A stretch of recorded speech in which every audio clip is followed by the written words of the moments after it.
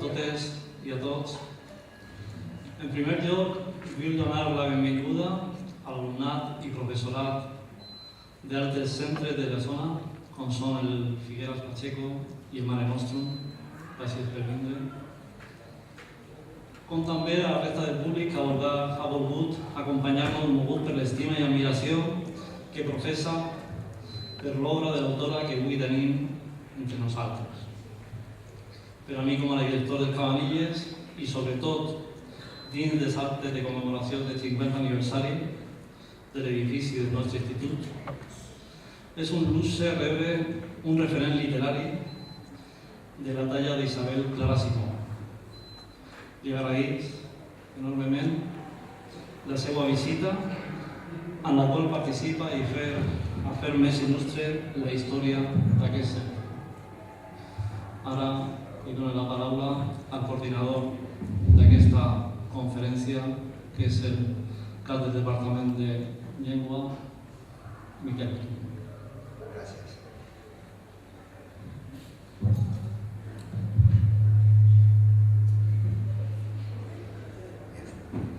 Avui he de confessar-vos que em sento un privilegiat. Si quan vaig llegir la meva primera novel·la en català, Júlia, d'Isabel Clara Simó, ja fa uns quants anys, m'haguessin predit que ara estaria assegut al seu costat presentant aquesta autora que tant significa en la meva vida, m'hagués posat a riure o a tremolar.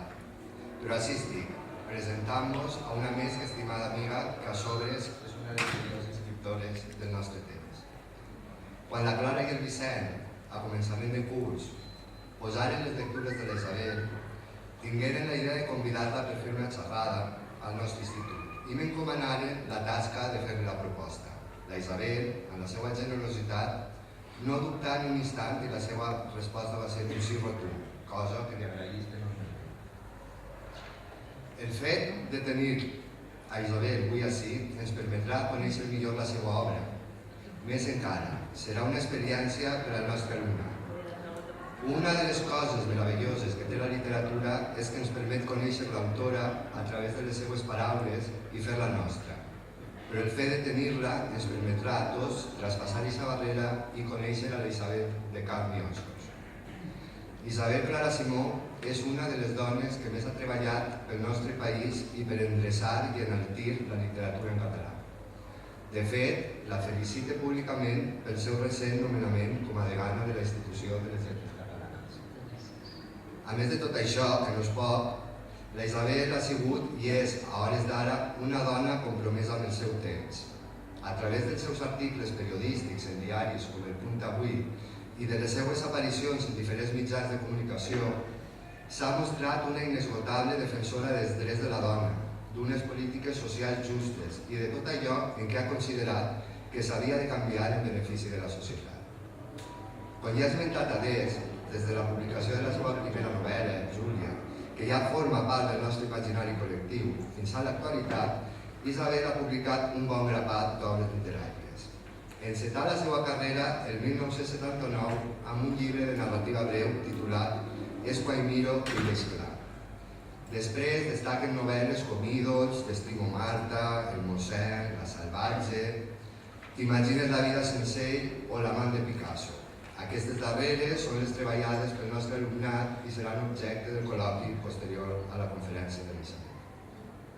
A més de novel·les, també ha publicat poemaris com Abecedari, O en conjunt, narrativa breu com Alcoi Nova York, Dones, Tota aquesta gent, teatre com La visita i crítica literària i assaig amb obres com El món de Toni Miró, gran amic seu, sobre el nacionalisme o Si en necessites xiula, on parla d'una altra gran dona, la Montserrat Roig. També vull destacar que ha rebut els premis literaris més importants que una escriptora de la nostra llengua pot rebre, com el Víctor Català, el Sant Jordi o el Joanot Martorell, per destacar-ne alguns. I ha rebut distincions tan significatives com la Creu de Sant Jordi de la Generalitat Catalana per la defensa aferrissada que ha fet durant tota la seva vida per la nostra llengua i pel nostre país. I més recentment ha estat nomenada filla predilecta i medalla d'or per Alcoi, cosa que no podia deixar d'esmentar, ciutat on va néixer i que porta com a estendard allà on va. Abans de deixar que Isabel comenci la seva exposició, m'agradaria parlar-vos de la seva darrera novel·la, publicada al gener d'aquest any, Jonàs. La història de dues personalitats que, a través de la passió més humana de totes, la sexualitat, lluiten per trobar la seva identitat, tot emmarcat a la ciutat de Nova York. Obra que, a través d'una prosa poètica, ens recorda moltes vegades a l'Isabel periodista que analitza a través dels seus personatges la societat que ens envolta. També dir-vos que demà la podreu trobar a partir de les 11 a la plaça de l'Ajuntament d'Alacant signant la seva obra. Sé que m'he deixat moltes coses a dir, però com a bona amiga m'ho perdonaràs. I ara ja et cedeixo la paraula. Moltes gràcies per estar aquí. Moltes gràcies, Miquel. Voldria també començar donant-vos les gràcies a vosaltres, però m'ha dit un pardalet que esteu així obligatòriament, per tant no té mèrit. Bé, en qualsevol cas estic molt contenta d'estar així al vostre institut i veure tanta gent. Estic molt contenta de l'amabilitat en què el vostre director m'ha rebut. Estic molt devenida de les paraules del Miquel, tot i que he de fer una rèplica. És veritat que estic carregada de premis i és veritat que la llista és immensa. En el meu currículum fa moltes pàgines. Però tingueu present que ell, perquè és un home generós, però heu de tenir present la meva edat. La nòmina d'escriptors en català és curta.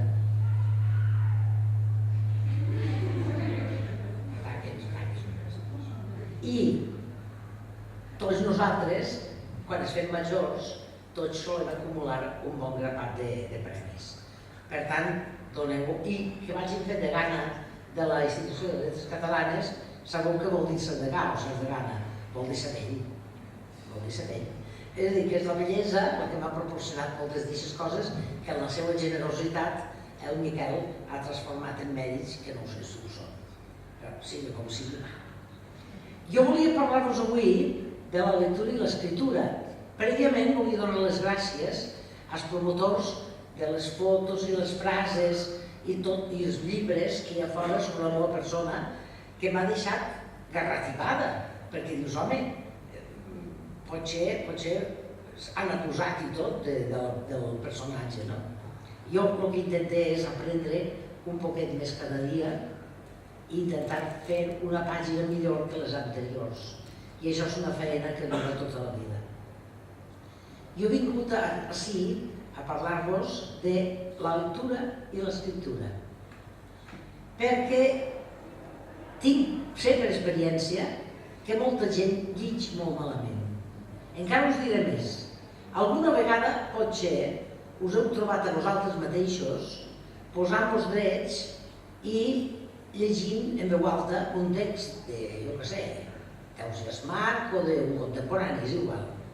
I que mal que ho feu. No tots, la majoria. És a dir, la facilitat per llegir en veu alta és molt moderada. I això em fa pensar en l'immens món dels actors i de les actrius, que és la primera cosa que han de saber fer, és a dir, pronunciar bé. I jo faig un capítol a part sobre la poesia que s'ha de llegir sense versejar, és a dir, seguint exclusivament els signes de puntuació, i sobretot la poesia s'ha de llegir en veu alta. Sé que una vegada el senyor Pere Gimferrer, que és un savi, em va dir, jo no estic d'acord, Isabel, com a màxim la poesia s'ha de musicar. I dic, doncs mira, jo estic molt d'acord. I encara us diré un secret. Quan era molt jovenet, l'Ovidi Montllor em va confessar que no li agradava la poesia i li vaig dar el consell de llegir-lo en veu alta. Al cap de 2 anys era un expert en poesia i no sols això, un immens poeta ell mateix que, a part de les cançons que ha deixat un llegat immens que crec que n'hi ha més de 300 de poesia, és una cosa però de gran categoria. És a dir, que el consell és el que no és massa roïn del tot. Però voldria parlar primer que res de com llegim. A mi m'agrada fer una comparació, i perdoneu, perquè és molt heterodoxa, entre la lectura i el vi. Hi ha persones que beuen vi per matar la set, per tant necessiten un got gran. Com que s'emborratxarien, doncs posen Coca-Cola, o posen llimonada, o posen àuia, o que siga, per rebaixar-ho. Però el que volen és petar la set. Hi ha altres persones que beuen molt poquet, però molt poquet, però saboregen cada aroma, o olfategen, o deixen passar per la llengua, o deixen assimilar bé, i inclús els enòlegs, després del tast, ho escupen, perquè el de menys és ingerir-ho, sinó provar totes les essències. Tampoc no vull exagerar i dir-vos que ho he llegit d'aquesta manera, però sí crec que la comparació és vàlida. Hi ha persones que llegigen per entretenir-se. Per tant, s'ha de tractar d'un argument potent, d'un argument amb moltes peripècies, d'un argument que t'enganxa, perquè si no, què avorrit, no? I, aleshores, aquest llibre és un llibre estupend. Però un llibre més difícil, un llibre que et fa pensar ai, quina pelea, ai, quina mandra.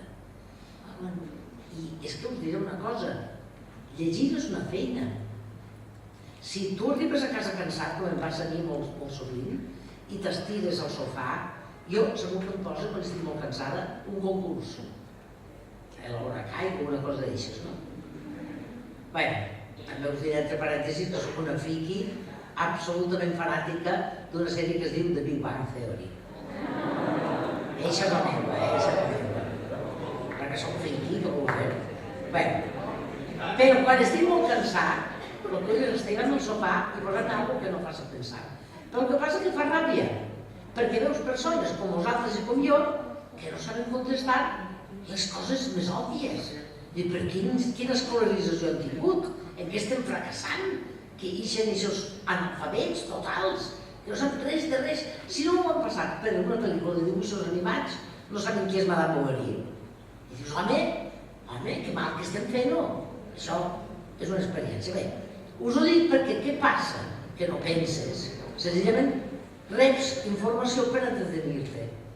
Doncs bé, hi ha moltes novel·les que estan pensades només per entretenir i que jo crec que la literatura no ha de renunciar mai al seu poder d'entreteniment. Si jo tinc una grip o una malaltia llarga, vull que m'entretinguen, perquè no estic per pensar. Si faig un viatge llarg, doncs mira, m'emportaré una novel·la d'aventures que m'entretingui un poquet. Però quan jo vull llegir de veritat, m'agraden els textos difícils, fins i tot és molt difícils. Vos explicaré una cosa. Com que sóc ensenyant de tota la vida, doncs tinc unes vacances, que sabeu que no són curtes. I tots els anys de la meva vida m'he posat com a deures ei, tia, que tens vacances? Doncs aquest llibre que no te l'has pogut empassar de cap manera, jo què sé, pot ser el Tirant-lo Blanc o pot ser l'Ulisses de Joyce. Llibres difícils, perquè el Tirant-lo Blanc és una meravella, però és difícil, és llarg i difícil. Doncs, aquest estiu de 20 pàgines cada dia, on no te vas a dormir. I clar, com que ho compleixes, penetres en l'esperit d'aquells autors que t'han fet pelea, però que resulta que t'han fascinat quan has entrat dins d'ells. Per exemple, el cas de Proust.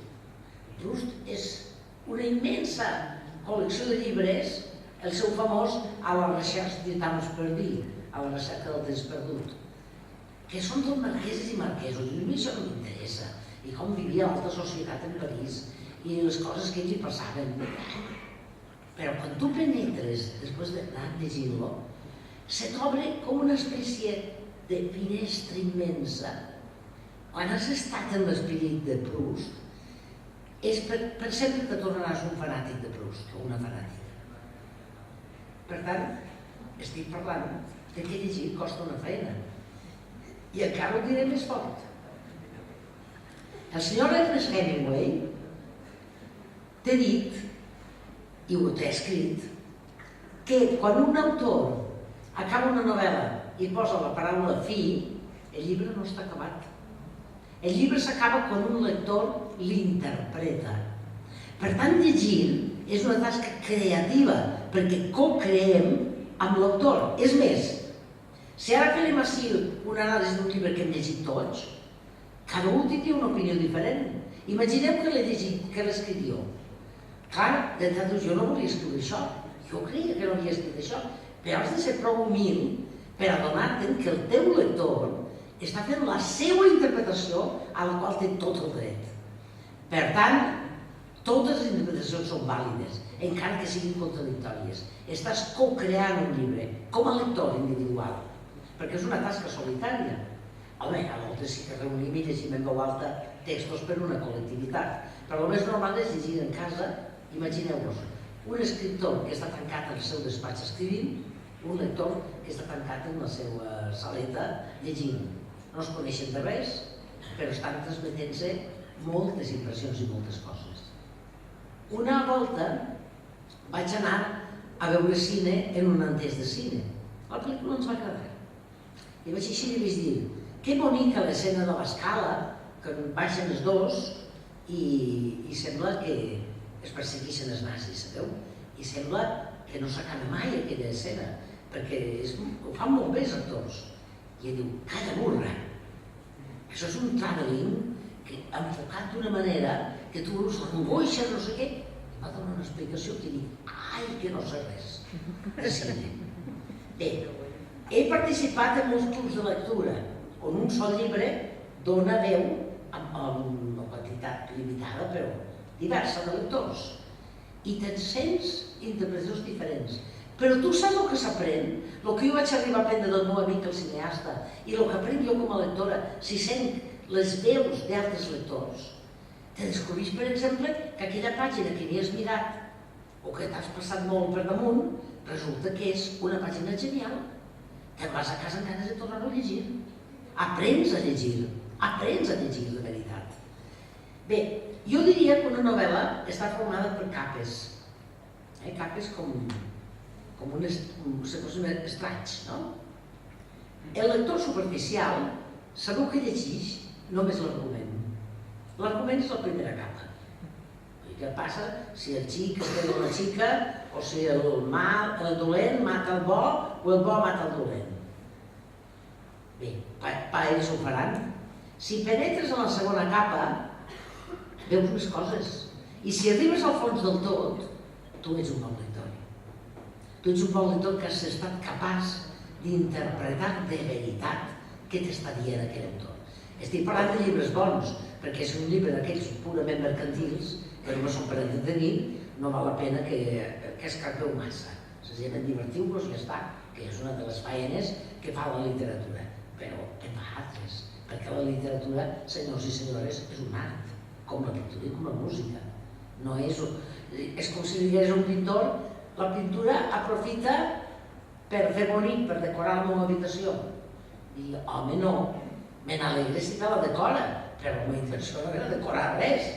Com la intenció de la literatura, o almenys de molts literats, no és entretenir-te. Allò que diuen, és que m'ha enganxat des de la primera pàgina. Sabeu que un dia una periodista va preguntar, Isabel, ven-me el teu llibre. Jo li vaig dir, perdona vostè, jo no soc ni llibretera ni editora, només escric, no venc llibres. Dona, volia dir que no anaves un titular, el ganxo, perquè la gent... I dic, no vull cap ganxo, jo no vull que s'enganxen els meus lectors a mi, si s'enganxen encara millor, no? Però no busqui això. Crec que qualsevol que sigui un poquet ambiciós en literatura no busca aquesta facilitat, busca pensar. I vos diré ara mateix una recepta per saber si el llibre que esteu llegint és bo o és dolent. Cada un de vosaltres, independentment del que diga la història de la literatura, independentment del que diguen els crítics, independentment de per quina moda estem travessant en aquell moment. Tu t'encarres un llibre i aquell llibre vas llegint i te produeix dos fenòmens simultanis. Te fa pensar i te fa sentir. Si només et fa pensar, estem davant d'un mamotret filosòfic. Si només et fa sentir, sembla un culebrot d'aquests de la tele, que es diuen noms estranys i llarguíssims. Ja sabeu de què parla, no? Però si te fa pensar i sentir alhora, no l'oblidaràs mai, aquell llibre. Aquell llibre forma part de tu, ja per sempre més. Tu seràs un lector d'allò. I a propòsit d'això, és molt important que cadascú de vosaltres, i de nosaltres, trobar el perfil lector. Què és el perfil lector? Aquelles coses que quan ja les he llegides poquet a poquet, perquè escolteu, no és una competició. A mi em fa molta ràbia la gent que diu és que he llegit 2.000 llibres. Doncs a veure, posem matemàtiques pel mig. Si no treballes en res ni estudies res, la mitjana de lectura que pots tindre és d'un llibre a la setmana. Perquè clar, hi ha llibres que es pot llegir en un dia, però tirant-lo pla necessites 3 mesos, com a mínim, no? Per tant, la mitjana seria d'un llibre per setmana. En un any 50, en 10 anys 500, sense fer res més. No em vingues a promasso que has llegit 2.000 llibres perquè s'has llegit en diagonal, has llegit per damunt o has mirat la contraportada, on t'explica l'argument. No, si això no és llegir. Llegir és assaborir com aquell que bevia vi per saber la qualitat del vi, per saber com era exquisit aquell vi. Bé, hi ha gent com jo, perdoneu que em posi com a exemple, però és l'únic que tinc a la mà, que quan ensopega amb una frase, amb un fragment que m'apassiona, jo, que soc antiga, encara faig servir les fitxes de cartó, m'escric en el meu fitxer aquella frase i la tinc ordenada alfabèticament, que no sabeu el favor que m'ha fet, perquè com que és una tria personal, no és allò com els llibres de cites, és el llibre de cites personal. Doncs a voltes jo vull fer un paral·lelisme i dic, a veure què tinc sobre la llibertat. I em trobo 3 o 4 frases sensacionals de 3 o 4 autors, amb un fenomen afegit, que en punt tiges aquelles 3 ratlles, te'n recordes de tota la novel·la, tornes a teua, perquè el que has fet és extraure-li una frase que a tu t'ha commogut en especial o que t'ha fet pensar en especial. Bé, doncs jo crec que el bon lector, si llegeix sobre paper, subratlla. Si no llegim sobre paper, ho escriu en un paper al costat i l'acompanya sempre. Però bé, és veritat que ens agraden més els llibres que reflecteixen els nostres pensaments. Això és pura veritat, O quan llegim un article a la premsa, quina raó té això, home, o això dona? Per què? Perquè diu el que tu penses. Hem de ser una miqueta més oberts. Fa un moment us parlava del perfil lector. Costa molt de trobar-lo. L'heu de trobar. L'heu de trobar. La mida de la vostra lectura. Ara bé, quan el trobeu, no us tanqueu. Digues que a mi m'agraden, doncs mira, m'agraden d'aventures o m'agraden de reflexions o m'agraden de l'amor o m'agraden de la soledat. Bé, però no us tanqueu, perquè igual hi ha unes quantes meravelles que no són del vostre perfil lector, però que us farien molt feliços. És com tenir un perfil en el cinema, però home, no us perdeu altres pel·lícules, que sempre teniu un amic que entén i diu, no et perdes aquella pel·lícula, que per cert, a propòsit d'això, he vist una pel·lícula tan fascinant que us la tinc que recomanar. És una de les millors pel·lícules de la meva vida. Es diu Retorno a casa, Regreso a casa. El seu director és Zhang Yimou, que és un xinès, i és tan extraordinària que jo crec que l'última escena, que evidentment no us puc contar, que l'última escena és una de les millors que he vist en la vida. Si teniu ocasió, aneu a mirar-la. Jo crec que us agradarà. És la història de Xina durant Mao, en què la filla, que és ballarina, denuncia el seu pare, perquè en determinats moments de la història, ho han fet els feixistes, ho han fet altres dictadures, que insisteixen en els joves que denuncien si els pares diuen alguna cosa contra el règim. Això és tan sinistre, és tan bèstia, que fins i tot diu que soc feminista, em posa la carn de gallina quan sent que si sents ruïdos en el pis del costat, ves corrent a la policia perquè igual li estan fent mal a una dona. Home, igual estan celebrant una cosa, o igual estan enxillant perquè estan contents. Home, denunciar un veí sense saber què està passant, a mi em fa un poquet de por, tot i que estic molt a favor de destruir per sempre més la violència de gènere. Bé, doncs, me n'he passat perquè estava parlant de cinema. Bé, doncs la filla denuncia el pare se'n va a la presó, però un bon dia torna i no el reconeix la seva mare. És tan frapant, un dia el Mao s'ha acabat, per tant comença a haver un altre tipus de política. Bé, això hasta aquí ho puedo leer, més no ho puc explicar perquè seria un spoiler, però si teniu ocasió mireu-la. Bé, no sé per què tinc aquesta frase. Ah, sí, tinc una frase que us volia llegir que afecta sobretot als alumnes xics. Nosaltres riurem d'ells un poquet. Perdoneu, No, hi ha un autor que es diu Elias Canetti que ha escrit un meravellós llibre que es diu La província de l'home, que és un dels meus llibres de capçalera. Tots tenim que tenir, i si no comenceu ja, els llibres de capçalera de la vostra vida, els que us han marcat. Són aquests que les llegim moltes voltes, però de tant en tant l'obres per qualsevol pàgina. Hòstia, quina meravella, perdó. Quina meravella! Te tornes a retrobar en allò que t'ha entusiasmat. Doncs en la província de l'home, que són fragments de pensaments, n'hi ha una que diu el següent: els 3 comportaments bàsics de l'home quan festeja.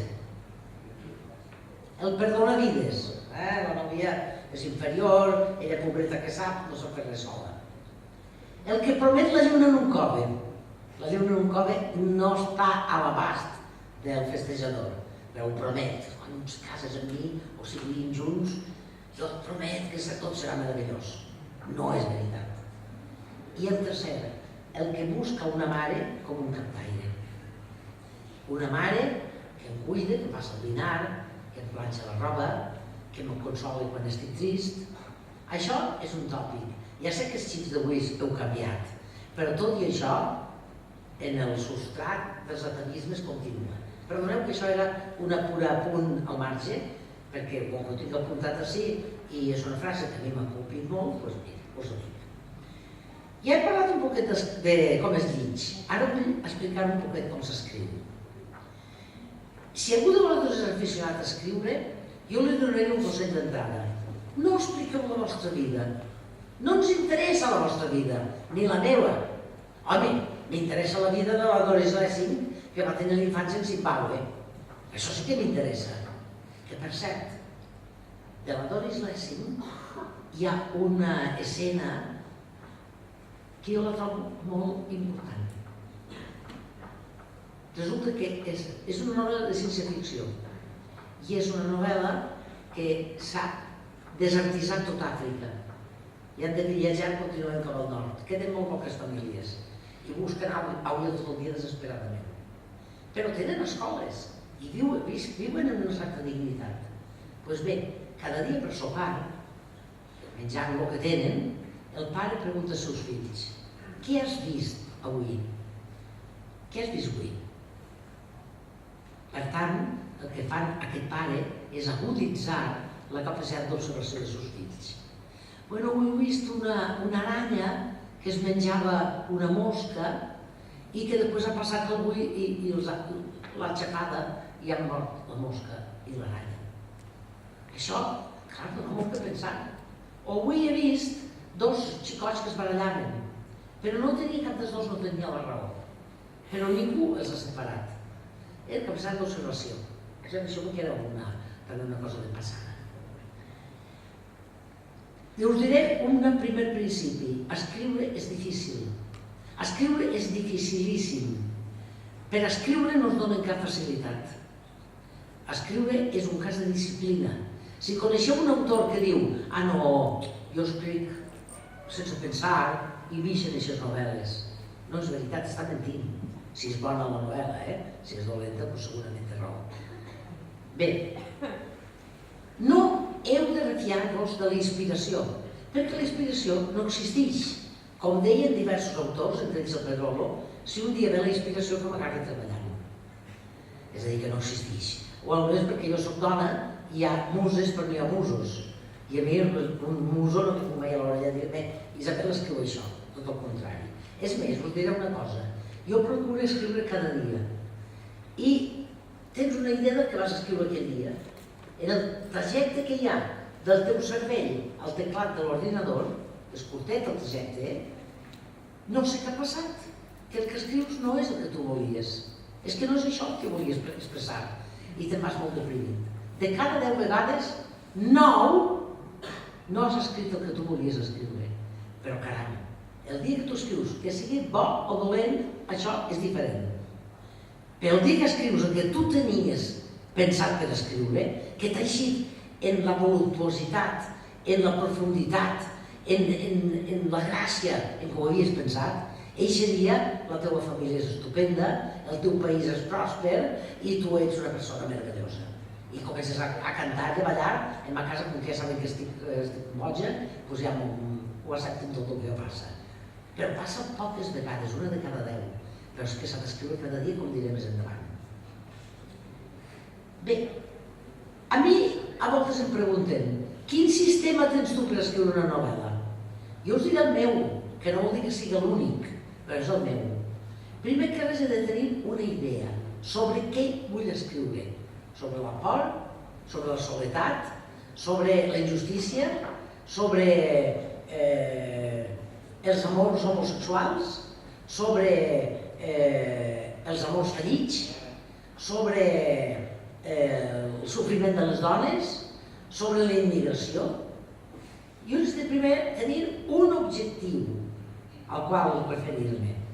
Per cert, que el Toni ha esmentat l'últim meu llibre, que es diu Jonàs, i la força motriu d'aquest llibre és el següent, que us quedareu parats i que no tinguem més avorrida. Fa molts anys vaig llegir un sociòleg que es diu Durkheim i que segurament ens ha impressionat a tota la meva generació. I arriba un moment que el Durkheim, no arriba un moment no, en molta de la seva obra, Durkheim diu: us heu fixat en el contrast entre l'individu i la societat? Diu, tot el món que pensem que l'individu és una cosa concreta i la societat és una cosa més abstracta. Diu, és just a l'enrevés. La societat és concreta i l'individu és abstracte. És a dir, que tots formem part d'un teixit. Perquè, a veure, per què es vestim com es vestim? Perquè toca. Per què parlem com parlem? Perquè toca. Per què ens agraden les coses que ens agraden? Perquè toca. Sabeu la vella polèmica dels grecs, que són els primers ideòlegs de tot, que diuen, naixem com un got buit i la societat ho omplim, o naixem en una personalitat definida? Doncs biològicament és veritat, que tenim un ADN, però el got està buit. Això és el meu punt de vista, l'omple la societat. Per tant, quin sentit de l'humor tenim? Un dia vaig parlar amb un humorista que feia voltes per tot l'estat i deia, has d'anar molt en compte a quin lloc estàs, perquè en el País Basc tenen un sentit de l'humor diferent que en Catalunya, diferent que en València, diferent que en Madrid i diferent que en Andalusia. Dius, carai, ells ho han notat com a professionals, el sentit de l'humor és de la nostra societat. No comptes un acudit en Alemanya que tot fa molta gràcia, perquè potser el comptes i els encanta, però a Anglaterra no. Vull dir que la societat, però això era una confessió sobre el Jonàs. Després has de pensar en l'argument. Jo vull parlar de la soledat. Com ho sostindré això? A voltes te venen primer els personatges que l'argument, i a voltes el més normal és que hi ha primer un poquet d'argument i els personatges. I comences a treballar i a treballar i a treballar abans d'escriure. Quan te poses a escriure és que ja... Bé, personalment, el que més m'agrada de tot és fer-me esquemes. Em faig un esquema que després, al llarg de la novel·la, el puc trencar i fer-ne un altre, perquè aquell personatge t'ha crescut o perquè aquella aventura l'has decantada cap a un altre costat, que tu no controlaves des de la primera pàgina. Home, el Manolo Vázquez de Montalbán, que tant enyorem, em va dir un dia que no sols sap perfectament com anirà tota la seva novel·la, perquè ho té en l'esquema, sinó que sap les pàgines que ocuparà. Jo dic que tant no arriba, jo faig un esquema i res més. I tens aquest esquema, comences a veure el perfil dels personatges, comences a veure com encaixarà millor en la preocupació que tu vols això. Però tingueu present que l'argument és secundari, l'argument no és massa important. A veure, l'argument és la mare del riu, la llera del riu, que si hi ha moltes pedres, el riu salta molt, si n'hi ha poques, llisca amb molta facilitat. Si fa pendent, és molt viu, si no fa pendent, és més lent.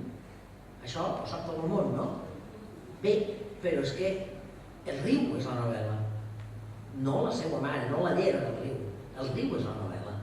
El riu és el que està viu, el que és la teva novel·la. Bé, si només posem un argument, segur que estem fent un llibre d'entreteniment. Un llibre per passar l'estona, com deia abans. No és ben bé literatura. Si només l'únic que faig és parlar de mi mateixa, què voleu que vos diga? Que un dia em van castigar injustament, com a tot el món. Que la primera besada que vaig fer va ser depriment, doncs com tot el món. Que un dia em vaig voler escapar de casa, doncs com tot el món. Quina importància, per què ens ho contes? Si a tots ens ha passat més o menys el mateix. Home, si una vegada que estic d'una malaltia llarga, home, això és més interessant. O la Doris Lessing, que ve d'una Zimbabue, que m'explica la seva infància que m'interessa molt. Per la meva, no interessa a ningú.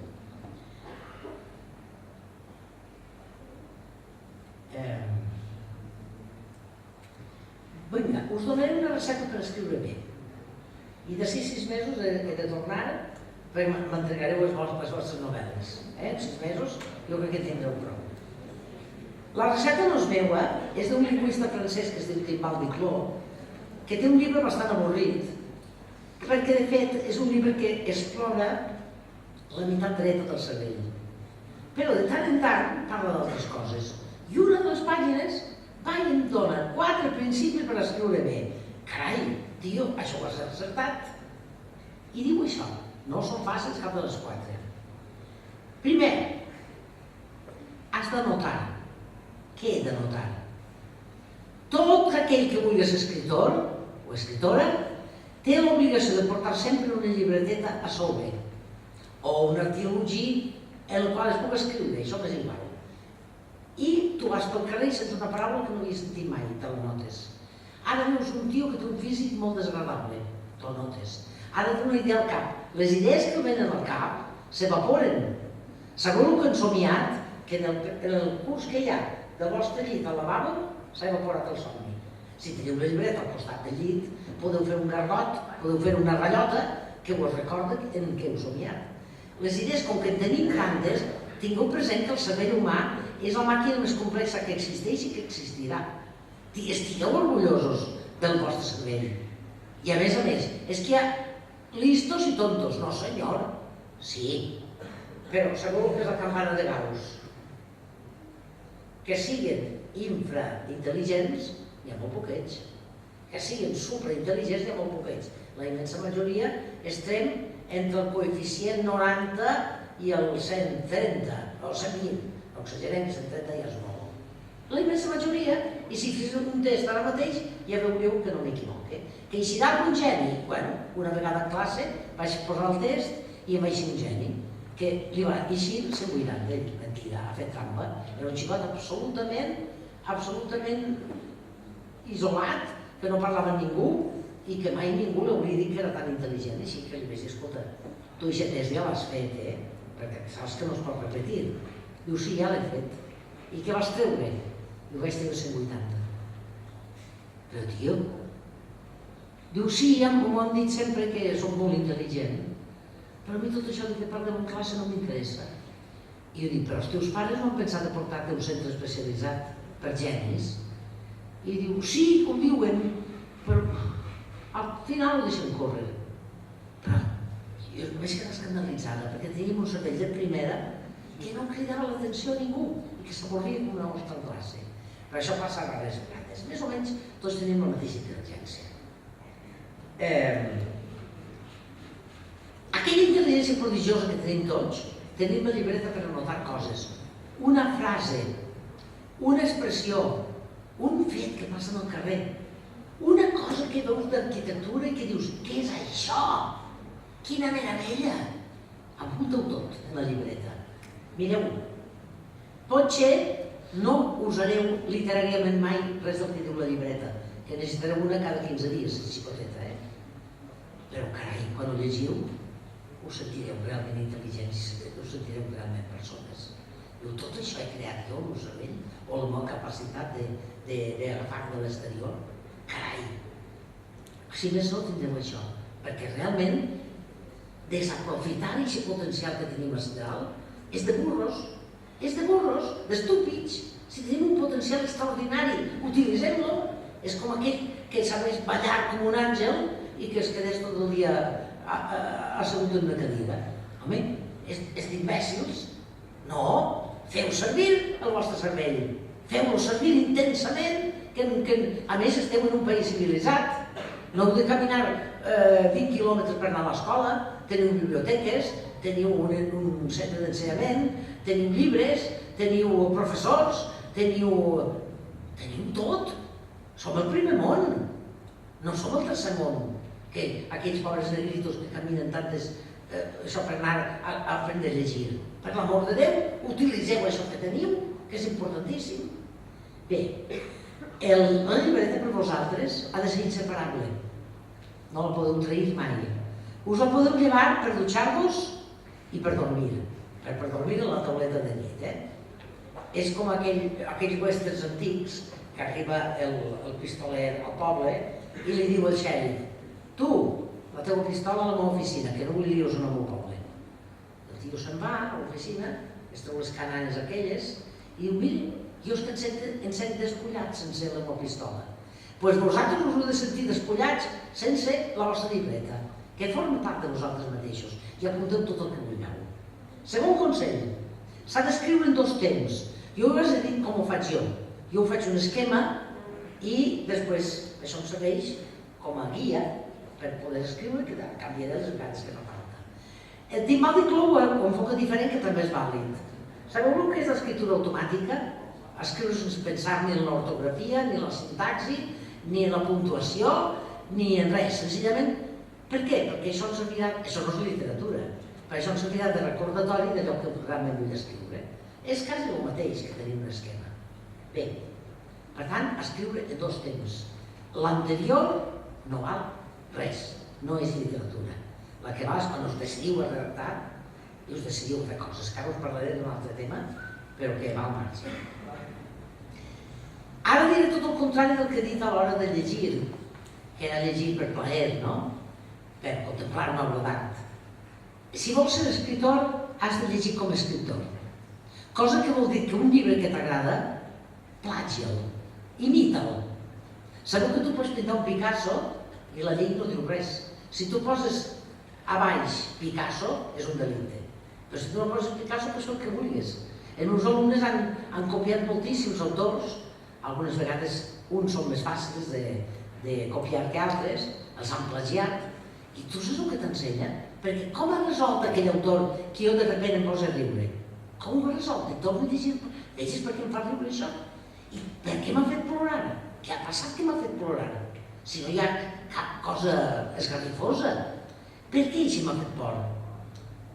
I jo posava un exercici que deia: tu, fes-me plorar, tu fes-me riure, tu fes-me por, tu inquieta'm. I després m'ho presentava i deia: no he plorat massa, però mira, hi ha una aproximació, he rigut poquet, o a voltes he rigut com una boja. Depèn de la traça de cadascuna de les persones que ho fan. Bé, doncs, observeu com ho escriuen. Jo aquesta feina l'he feta en una gran dona, que la considero una de les millors del segle XX, que és la Margaret Yourcenar. Margaret Yourcenar, no us la perdeu, no us la perdeu. Llegiu el que vulgueu d'ella, és fascinant. És capaç de canviar de temps fins a 6 o 7 voltes, i tu no et perds. Sí, perquè ell era fill tal que tenia un amic que un dia parlant, però aquell amic era fill i se'n va cap endarrere perquè sap moltíssim d'història i a tu no et crida l'atenció. Jo vaig estar observant que feia servir molt l'imperfecte de subjuntiu. Mira la punyetera, va per aquí, és a dir, espiar-los, espiem els autors que ens agraden i imitem-los, sense vergonya. I quart, que és el més difícil de tots, perquè tot el món comença amb moltes ganes, com a contaputes al gimnàs, és escriure cada dia. Si tu dius escriure 3 pàgines cada dia, al cap d'una setmana ho hauràs deixat. Si tu dius jo escriuré 10 línies cada dia, un dia que estàs a gust escrivint i escrius 3 pàgines, fantàstic. Però més de 10 línies no pot ser. Que són 10 línies que no us agraden? Bueno, l'endemà el primer que heu de fer és que he escrit el dia anterior i podeu esborrar-ho tranquil·lament i no passa res, però les 10 línies han d'estar escrites. És que tinc un partit de bàsquet. Doncs bueno, abans del partit de bàsquet o després. És que em toca eixir de la nòvia o en el nòvio. Doncs després o abans d'eixir de la nòvia o en el nòvio. Però tu, les teves 10 línies són ineluctables. Això proporciona plaer i proporciona angoixa. Hi ha escriptors que diuen que escrius com un part. Home, no fotem. Ai, perdó. No siguem exagerats. Escriure a voltes és dolorós. Jo m'he trobat llegint un fragment d'un llibre meu i posar-me a plorar davant de la pantalla. Mira, concretament en Jonàs vaig plorar una bona estona en una escena que no us diré, perquè no vull fer spoiler, que em va colpir moltíssim, i això que la tenia pensada. Però quan ho veus escrit dius, quina angoixa. Bé, doncs això és a lo que em refereix precisament. Sobretot l'autoexigència. Intenteu escriure cada dia una miqueta millor. Intenteu evitar els ítems, ja acabaré ja, els ítems massa tronats. No feu tòpics, fora els tòpics. Tenia els llavis de rubí. Home, no, que ho han escrit això 80.000 persones abans que tu. Intenta que l'adjectiu no sigui tan tòpic. Intenta buscar-ne un altre. I si no, pot llegir Josep Pla, que té uns adjectius, segur que vaig fer una vegada als meus alumnes. Jo sé que va ser una mala passada. Vaig fotocopiar 2 pàgines triades prèviament del millor pla. I en típex vaig tapar tots els adjectius qualificatius. Sabeu que la nostra llengua, en totes les llengües romàniques, els adjectius són molt complicats. Igual que en anglès pots posar 7 o 8 adjectius davant del substantiu i no passa res, nosaltres no podem fer això. Utilitzem, per exemple, possessions de relatius, possessions subordinades, que són adjectius, de fet, o adjectius qualificatius. I els vaig dir als alumnes, ara hem d'omplir en cada un dels llocs que està esborrat un adjectiu que encaixa en el substantiu i en la situació. Després quasi ploraven quan van veure l'original. Va ser una mala passada, no m'ho reconec, perquè imitar el Josep Pla és dificilíssim. Però és que he trobat un adjectiu tan bo, i per què no l'he trobat jo? Doncs llig Pla i acostuma't a posar un adjectiu inesperat. Home, que no sigui un oxímoron, per exemple, o que no sigui una banalitat, però que no sigui utòpic. Sí que és original. Atreveix-te, audere sape, no? Atreveix-te a pensar. Un altre consell, ja no us he dit mal diplom, que no us deixeu comprar per les modes, per més potents que siguin. Ara està tot ple de llibres històrics, plens de peripècies, el bo sempre és bo, cosa que és impossible en la vida real, el dolent sempre és dolent, la guapa sempre és guapa, la perversa sempre és perversa, i dius, home, és aquelles literatures lineals, que això és per entretenir, però no aprofita per res més. Però el que es tracta, tampoc us deixeu comprar per un premi o un partit de fama, això seria l'últim que podria fer un escriptor. Jo en conec uns quants, en conec uns quants que van darrere d'això i que van buscar la fotògraf que es li passi la foto, i a voltes, ara hi ha un que es dedica a una altra cosa amb el coi que fa aquestes coses, però hasta aquí puedo leer. Igual com us he dit parlat abans de la recerca del perfil lector, en literatura el que compta és trobar la veu pròpia. Després de copiar tot el que us agrada, després d'intentar-ho i barallar-se en el text, trobeu la veu pròpia. Vaig a dir-vos un secret, que potser ja el sabeu. En alguna part del nostre organisme, jo que no soc creient dic que és en el cervell, els creients diran que és en l'ànima. Això m'és indiferent. Però en algun lloc del nostre organisme hi ha un indret xicotet, que el tenim de tota la vida i que el tindrem per sempre. I que és la nostra, alguns la tenen així, altres la tenen petita, i estic parlant d'una altra cosa. Bé, un raconet tenim de creativitat. Som sers humans amb una intel·ligència potentíssima i tots som capaços de crear. Que el que jo puc crear és un nou pas de dansa, o una nova manera de fer macramé, o una recepta de cuina, tot val. Però tu tens capacitat de creació. Si va per les arts, si és en pintura o en música o en literatura, per favor, busca aquest punt de creativitat. No sigueu rucs, busqueu aquest punt de creativitat, que és vostre de ningú més, i si us moriu se n'aniran vosaltres, no us moriu, home, sense trobar-lo, el punt de creativitat. I si el trobeu a mitges, exploteu-lo, i furgueu-lo, i furgueu-lo, i furgueu-lo, perquè el tenim tots els éssers humans, en tots els nivells d'intel·ligència, tots el tenim. Per tant, no deixeu passar l'oportunitat. Sigueu intel·ligents i busqueu, vosaltres que podeu, i que esteu en l'edat de fer-ho, busqueu el vostre punt de creativitat i poseu-lo en marxa. Si no és per escriure, doncs no diré res. Si és per escriure estaré encantada, perquè d'aquí 6 mesos vindré i llegireu les vostres novel·les que heu fet en els 4 consells d'estimal del club. Parlo de broma, no m'accepten de 6 mesos. Bé, jo en això ja he acabat i m'agradaria obrir, si us sembla bé, obrir un torn de preguntes o de controvèrsia. I no, això que has dit jo no estic d'acord. El que vulgueu, no es tracta de preguntar-me com si jo estic ara en un altar. Que us dic una cosa, a mi m'hauria agradat més estar per així passejant-me, però com que m'he fet vella, tinc lumbalgia i ara m'he de posar dalt de la tarima perquè no m'agrada, però l'edat té les seves limitacions. Crec que hi ha una frase meva que ho diu a fora.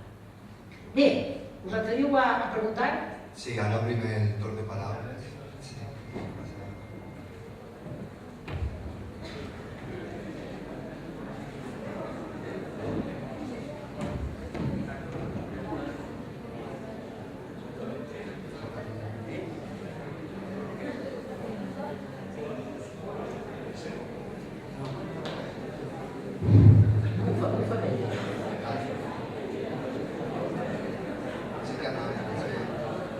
Vols el meu? Aquí tenim 2. Has de... I si us posem drets i ho dieu en veu record?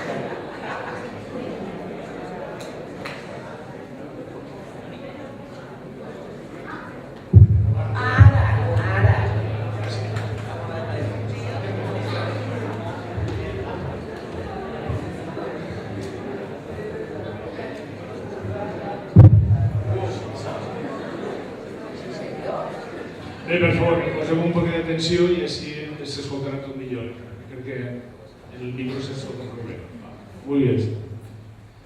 Abans de tot, jo crec que et mereixes un aplaudiment de tot el públic.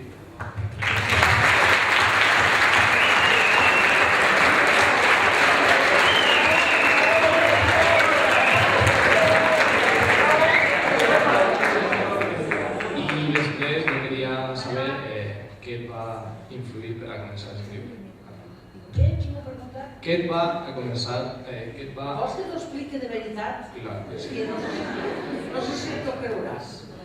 Mira, jo he estat educada exclusivament en castellà, tot i que en el coll la llengua de comunicació és bàsicament el valencià, però la llengua de l'escola era radicalment, exclusivament en castellà, perquè vaig néixer l'any 43, que era la dictadura de Franco. Quan vaig arribar a la universitat, jo era analfabeta en la meva llengua i en la meva cultura. Vull dir que la sabia parlar, però no sabia ni què es podia escriure. I no sabia què era tirar el blanc, ni qui era un smart. Analfabeta en la meva cultura. Allà vaig ensoperar un senyor que es diu Joan Fuster, i en el seu grup d'amics, i em va dir, no, tu, com que abans jo tinc una veu tan potent, però per el claustre m'han sentit parlar en valencià, perquè era com de poble, el món parlava castellà. Bé, aleshores em van impulsar a estudiar-lo i a mi costava, vaig descobrir que hi havia un diccionari, que hi havia una gramàtica, vaig descobrir que hi havia llibres escrits en la meva llengua, ja sé que us ho semblant, però és literal el que us dic. Doncs bé, jo havia escrit tota la vida i els meus professors deien, la xiqueta escriure. Per tant, jo tenia com unes ganes d'escriure. I quan ja vaig ser un boquet de valencià o de català, de que es diu com vulguis, saps què vaig fer? Vaig intentar escriure un conte. Estava ple de faltes d'ortografia, estava ple de defectes, però vaig sentir una emoció tan profunda perquè per primera volta en la meva vida jo estava escrivint en la llengua en la que penso. I aquell dia, com sabeu que Sant Pau va caure del cavall, se'm va obrir la revelació, vaig dir, tu seràs escriptora. O has d'intentar de ser-ho. Per un problema lingüístic, ho podeu imaginar, quina cosa fàcil. Doncs és això. Alguna pregunta més? Si que hem llegit alguna cosa meua, podeu plasmar-me. No podeu tomàquets, això no. Això no